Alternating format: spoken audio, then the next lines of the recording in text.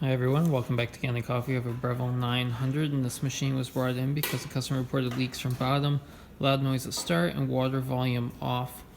The leaks were coming from the top of the boiler, for which we replaced a bunch of gaskets. In the steam boiler, the loud noise at start was a solenoid valve trying to activate but unable to do so, and we replaced that as well. And the water volume off is actually a user setting. You can program these shots to, or this machine to give you a certain amount of volume depending on which button you press. So we can reprogram that, but we're just let the customer know that even if we reprogram it, it's going to be different depending on the types of beans they use. So we'll probably just let them know how to program it. So we're just going to hit the manual button right now to start the shot.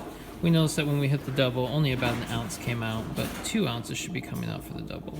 So we'll do manual.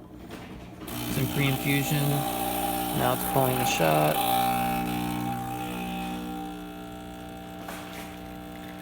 Good pressure. Great pour.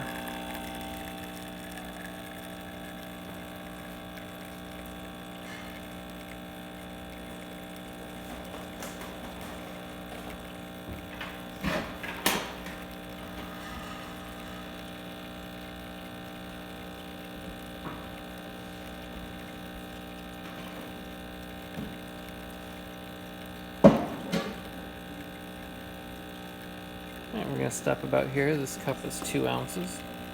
It's appropriate. Alright, we'll do some hot water real quick. Hot water's working just fine. Do some steam. And